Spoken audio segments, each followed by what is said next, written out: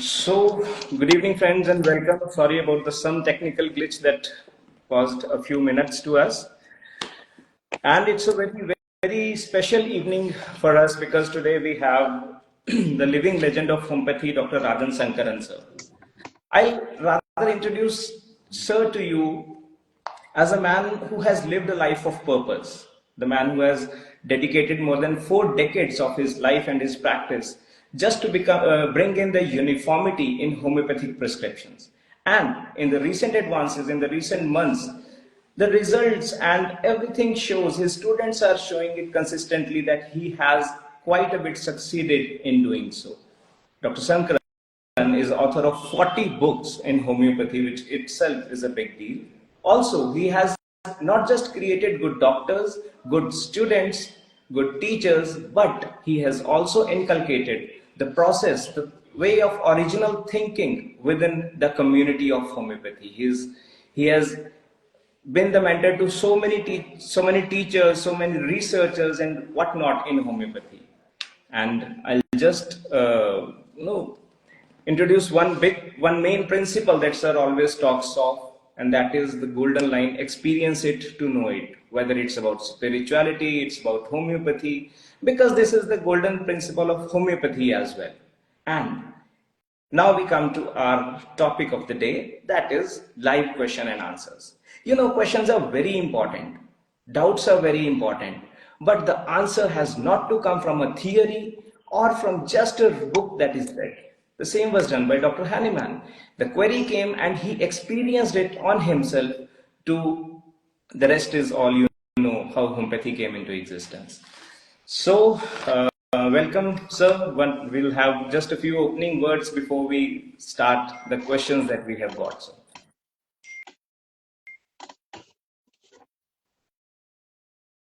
Yeah, yes, Piyush, it is a joy to connect like this with people from everywhere and welcome any questions about anything.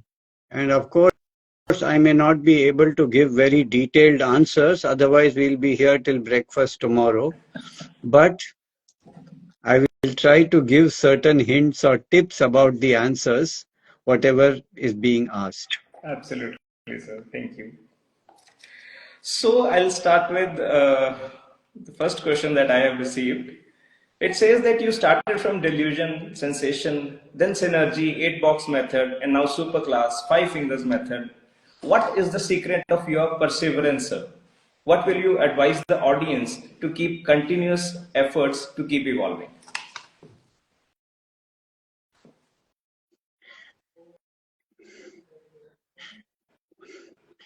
Well, there is a song by Tagore in Gitanjali, and he says, where the mind is without fear, where the head is held high. And in that, there is a stanza that says, where tireless striving stretches its arms towards perfection. So there is a kind of inquisitiveness, a kind of desire, fire that you have to go ahead. You cannot stop. Everything has to evolve. Everything has to be refined. Everything has to progress towards perfection. We'll never reach perfection, that's for sure. Perfection means 100% of our patients should be cured. That is perfection. But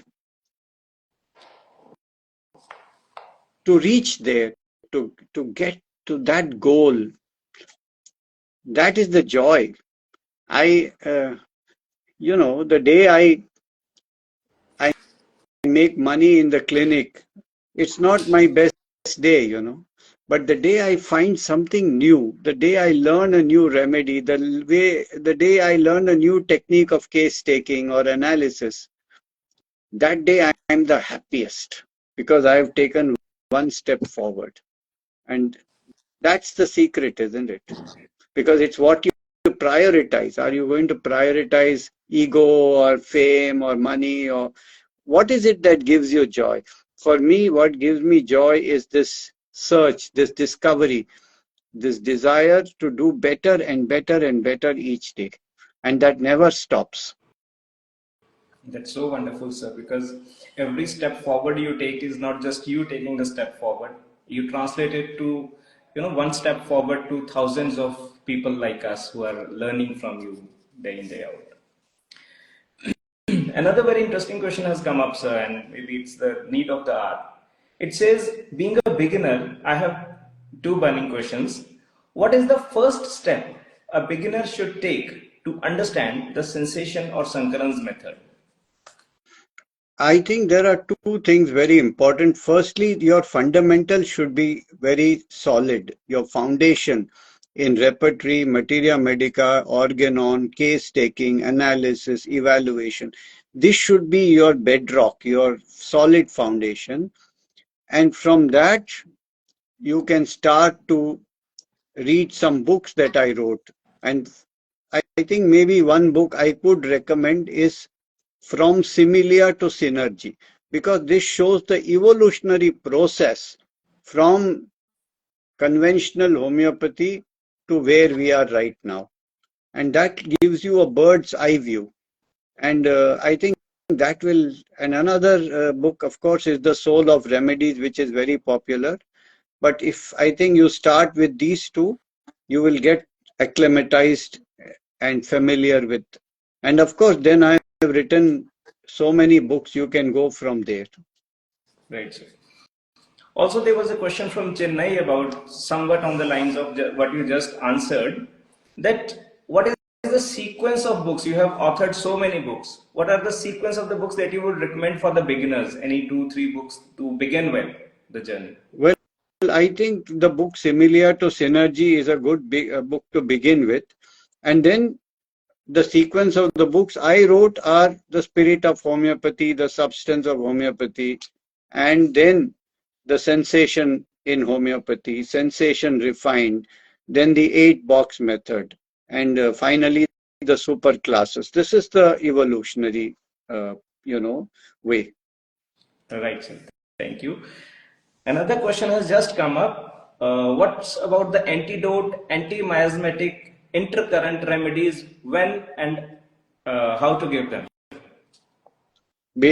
Basically, in my understanding, you don't have to give any intercurrent remedies, anti-miasmatic remedies, etc., etc. The idea of homeopathy is to match the remedy with the state of the patient. Whatever is the state of the patient, if you find the matching remedy, then there is healing happening. This is the law of homeopathy. So you don't have to theorize that it is this anti-miasmatic I have to give or do all these things. I never do this in my practice. Now, what do you have to match? You have to match the 5 aspects. That means superclass, kingdom, miasm, characteristics, and keynotes. And this is what you have to match between patient and remedy. And the miasm is one of the things that you already take into account when you do this matching. So when you have the remedy, you're also matching the miasm. And therefore, whatever the miasm that state is in will automatically get healed. You don't have to give anything extra for that. That's a wonderful answer, sir, because your recent posts have been resonating somewhere around the same subject. And perhaps this is something that is very much needed by the audience, the homeopathic community right now to understand this. So I'll just ask the people, the watchers, any of our audience who are watching this right now, if this or any other answer resonates with any of your friends, you would like somebody or some of your friends to, get through this, or hear this conversation that is going on, you can just, kind of comment them or tag them in the comments so that it can be of benefit to them as well. So as you were just talking about the miasms, there is a question about the miasms. Should I continue with that? Yes. It says that, why did you increase the number of miasms from 3 to 10? Is it the basic Hahnemann's idea extended, or how do you see that? Well, there is a difference between Hahnemann's idea of miasms and the idea of miasms that I have written.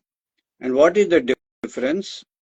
Basically, Hahnemann wrote the theory of chronic disease. That means it was his theory that chronic disease is caused by suppression of itch or suppression of venereal warts or suppression of syphilis.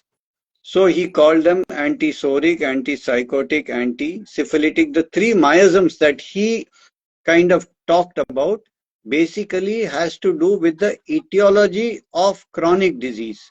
He understood that chronic disease is caused by these three infections in the distant past, which have come down over generations. Now, my thought was that this does not help us. Where the disease came from is not helping us. What is helping us to find the right remedy?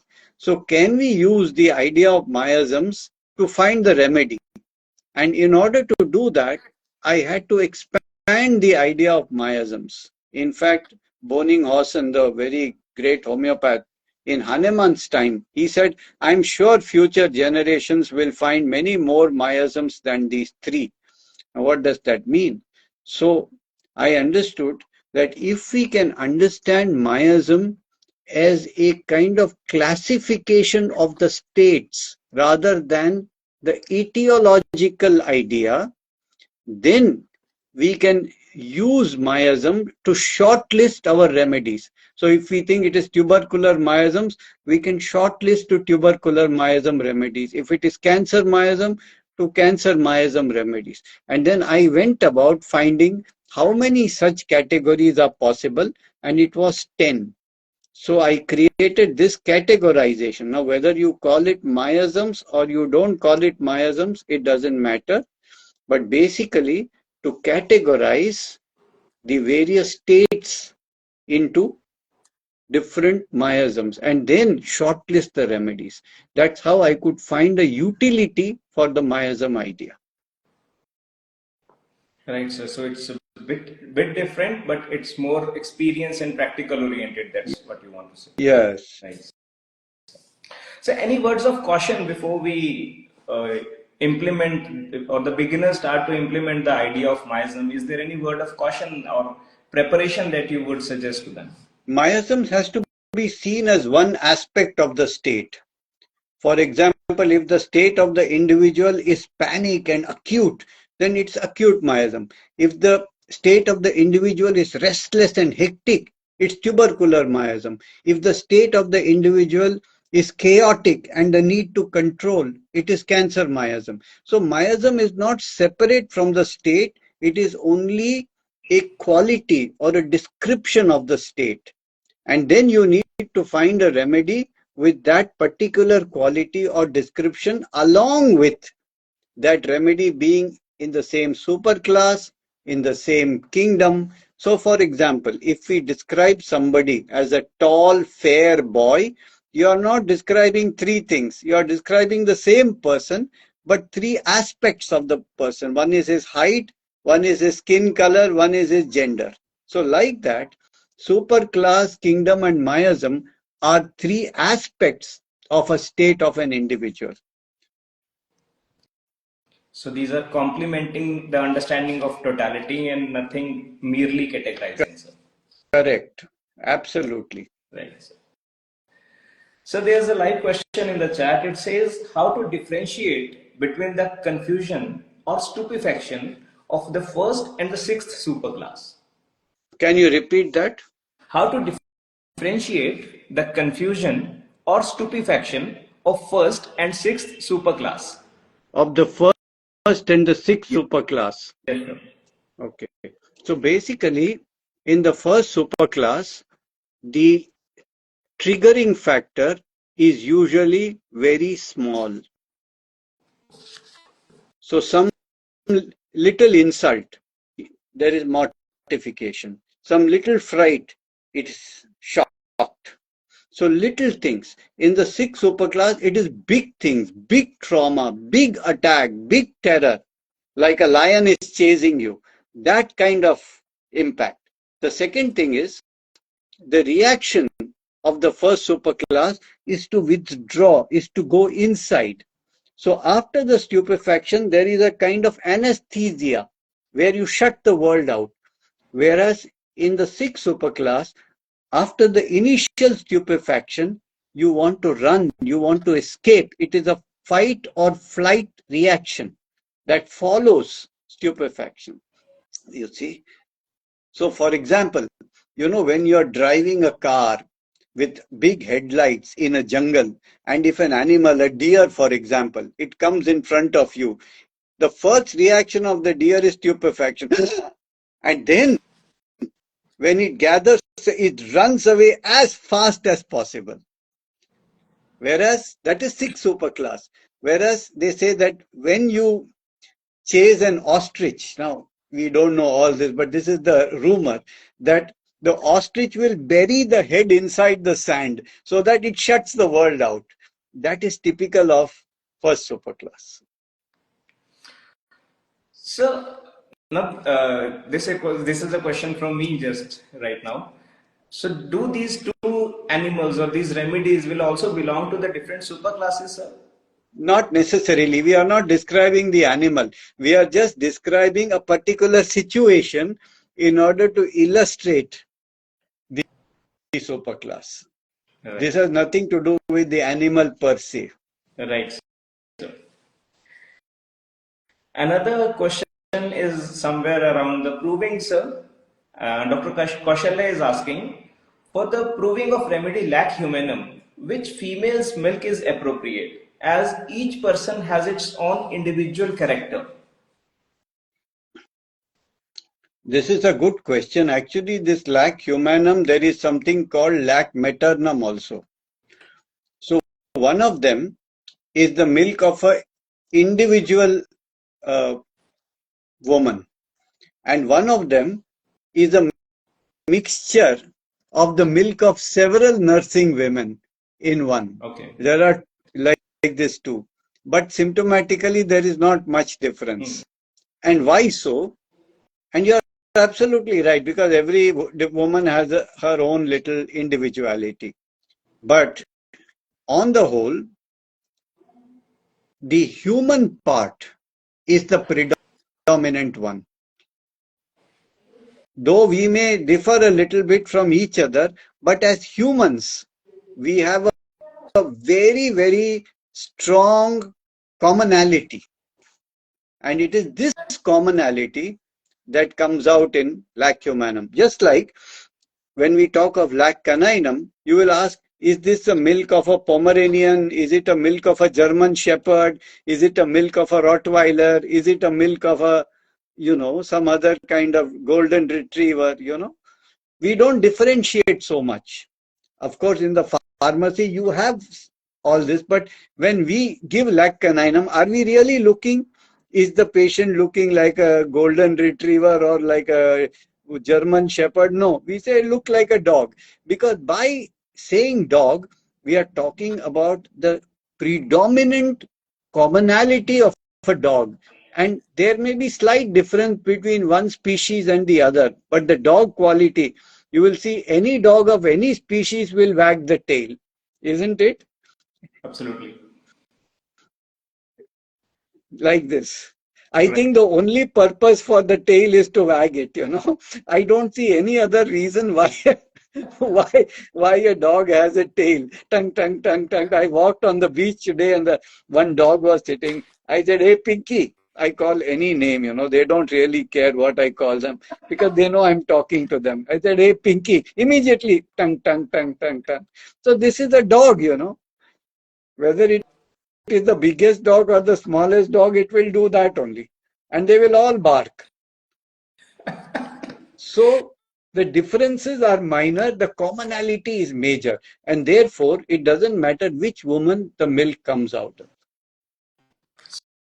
So it's about the species.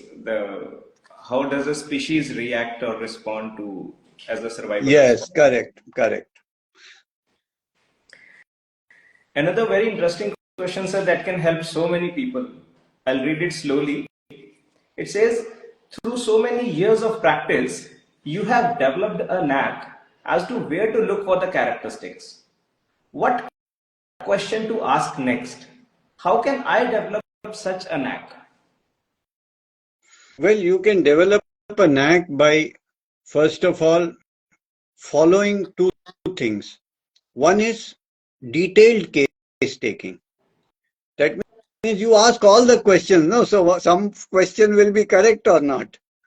So when you talk about sleep, for example, you ask about sleep, sleeplessness, how deep is your sleep, what do you do in sleep, do you talk, walk, grind your teeth, dribble saliva, jerk, how do you get up, which position you sleep, where do you keep your hands when you sleep. So the first idea is take cases in great detail. We call it gada majuri, that means donkey work. Do donkey work. In that many characteristics will come. Then after that comes the exploration of the mind. There also do donkey work. When do you get angry? When do you get sad? What are the crisis moments? What are your fears? What are your dreams? What are your childhood nature? What are your hobbies? What are your interests? Just listen, my friend. First art of case taking is listening. Ask and listen without prejudice. Keep your eyes and ears open. And then comes the subtle knack of going deeper into it. Now that you have to learn by observing. And that is why we have created courses like Gurukul or Master Course in the other song, where you are able to watch me and other experts, actually demonstrate it. And by watching, you can also learn. Absolutely. I can testimony to what all efforts are put in the other song academy, sir. And I got a question, but maybe it's self-answered here. They say that how are the offline courses much better than the online courses? But one has to perhaps taste it, come to the other song and experience for how the teachings go there, instead of just listening it in an Insta live or something. Well, the problem with the online course is when the student goes wrong, you cannot hit them physically. When you're in person, then patak. When I was a student, I went to learn from Dr. J.N. Kanjilal, a very famous homeopath in Calcutta. And I asked him a question, sir, you give single remedy at a time or you give multiple remedies? He said, what do you think I should do? He said, of course, sir, you should give single remedy. He says, why? I said, because Hahnemann said so. So he said, come here. I was sitting on a long table eating lunch with him. He said, come close to me. I thought he's going to appreciate me. Pachak! He slapped me on my face. Then he said, damn the bloody Hahnemann. He was a senile fellow. He doesn't know what. You tell me, what is your thought? Of course, he was a great devotee of Hahnemann. But what he wanted to tell me was, don't do something because somebody said that. So that was a lesson. Now, can he do this online? Tell me. No, sir. Now, I told him after many years, I said, sir, you only hit me on one cheek. If you had hit me on the other cheek also, I would have won the Nobel Prize. आपने एक में ही छोड़ दिया मेरे को. That's so interesting, sir. So that personal touch, the personal rapport, it is absolute must. You see, even with the patients, I do online work, but when they come in person, the rapport that I develop and the energy that kind of is connects us is something else, And when they come and go from my clinic, something happens to them and something happens to me. They are not a picture on a screen. They are real human beings, and I observe them. I watch, and the observation, and it's another story. It's the same with teaching. So I think there must be a optimal combination of online and offline. It cannot be everything online, it's not working like that. That's why even the Pune seminar, you see, I could have done an online event, You see, I would have got 10 times the number of participants. Isn't it? Yeah. But why I'm going to Pune, it's not the most convenient thing for me to go there and stand in an auditorium and speak for 2 days.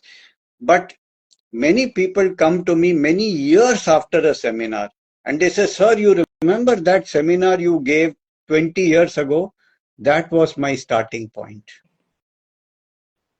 That was my starting point. So that's the reason I'm doing this. I'm doing so many online events. But for me, the Pune seminar on 12th and 13th April is very special because there I connect with people and then we sing together, we laugh together, we eat together.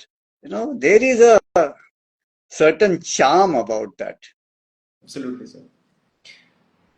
In today's language, we can say that your learnings will make us pro, but learnings in person will make us the pro max version of ourselves. Oh, okay.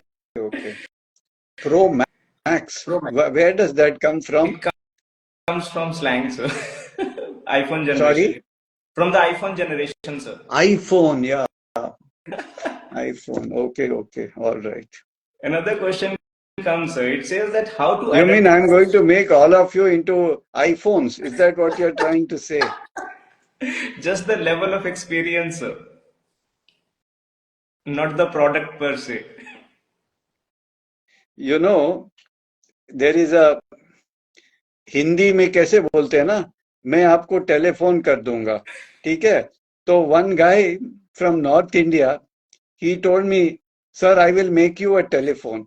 तो मैं बोला, यार, I am okay as I am. Please don't make me a telephone. Cool, sir. Well, let's go to the next question, sir. It says how to identify a person needs a no-sode or a SAR-code or an imponderability remedy. We can even add to a rare remedy that you are using for the first time. Well, there are indications, isn't it? I mean, a no-sode basically is the center of the miasm. So if you do not find in a case any features of a specific kingdom or a sub-kingdom, but you only find features of the miasm, that is a good indication to give a no-sode. And what is the SAR code? SAR code basically mainly we use is hormones. And therefore when we see nothing in the case except symptoms of either excessive hormone, that means for example, hyperthyroid, hyperpituitary, etc., or hypo. So when we see either up or down in the function of that particular organ or hormone, then we should think of SAR code. Imponderables I don't use much, so I don't want to make comment. Right, sir. So another good question is here. Somebody says, dear sir, my question is there such thing as a complete cure? Is it possible to fully heal from a complex health condition with the help of homeopathy? Over time with patience, of course. Well, Hahnemann wrote in the second aphorism of Organon that the highest ideal of cure is rapid, gentle and permanent restoration of health.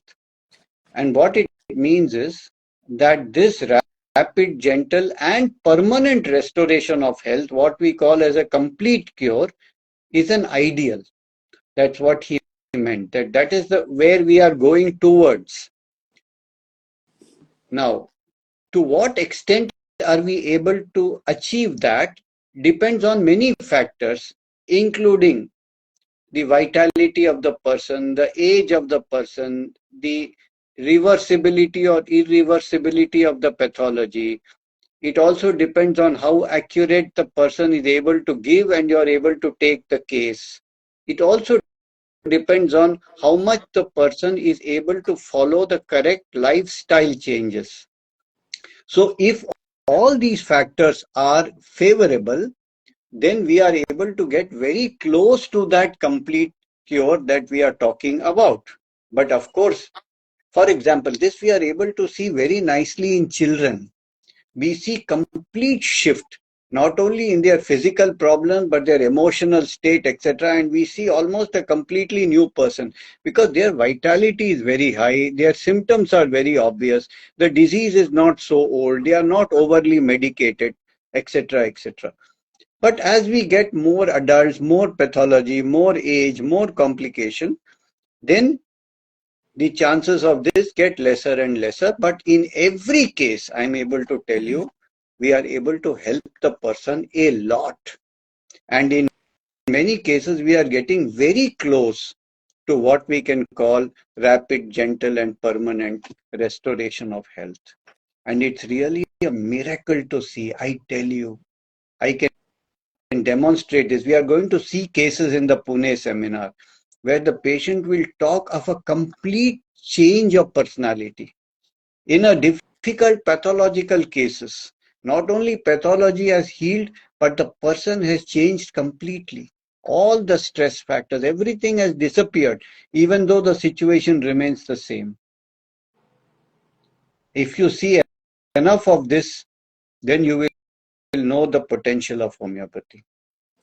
Right, sir. So this seminar is a good glimpse to get started about the wonders of homeopathy.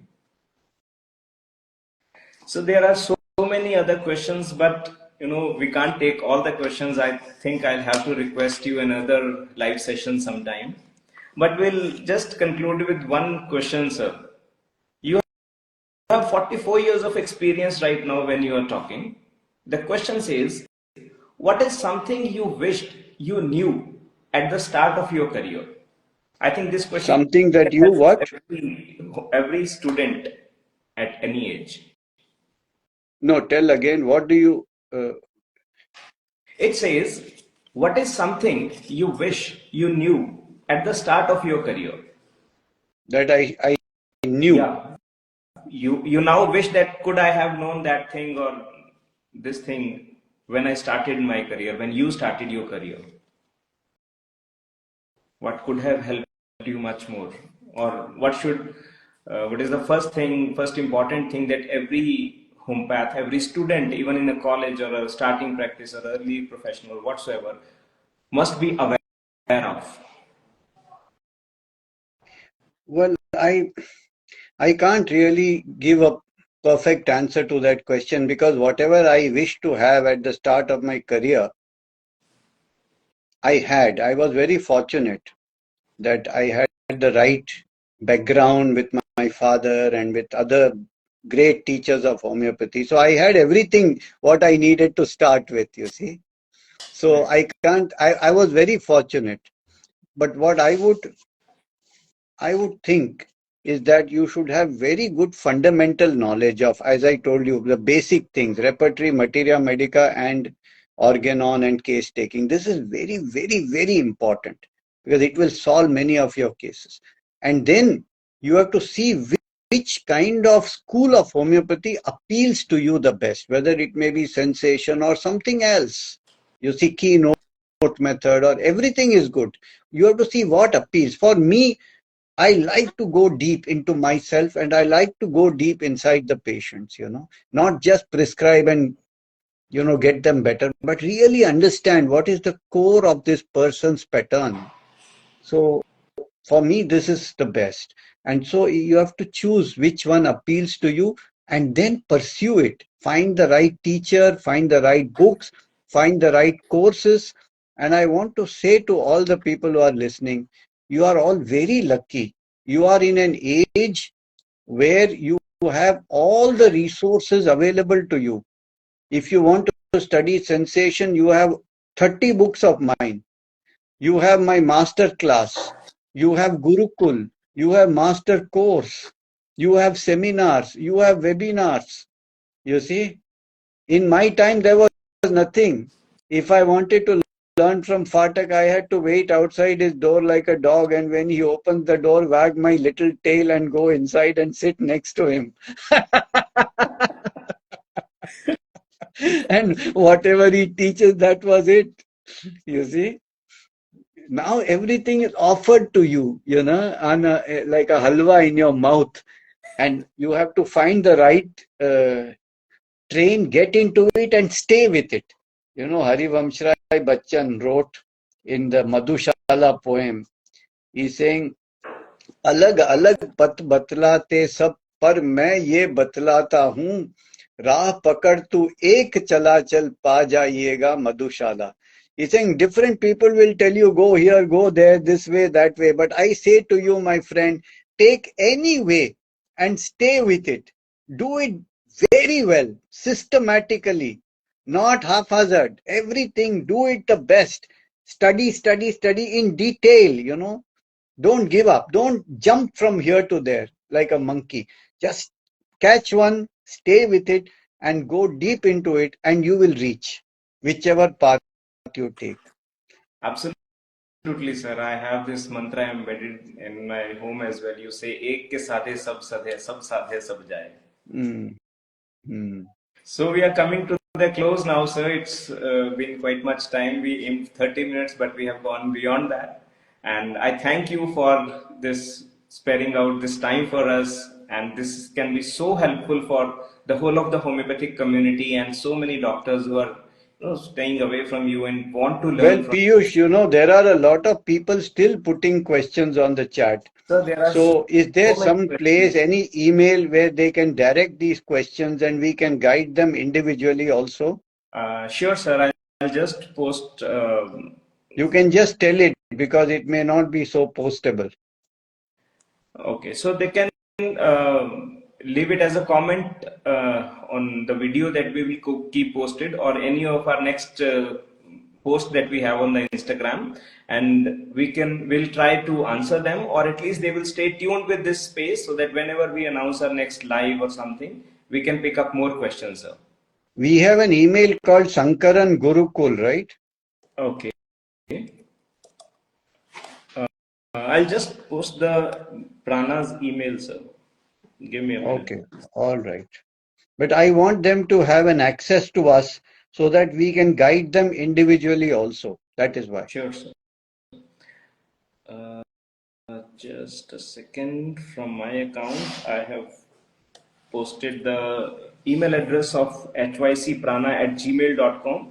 You can post your questions to our email address and we'll try to get back to you as much and as soon as possible. Can you repeat that email ID? It's hycprana@gmail.com. HYC stands for Homeopathy Yoga Center Prana. hycprana@gmail.com.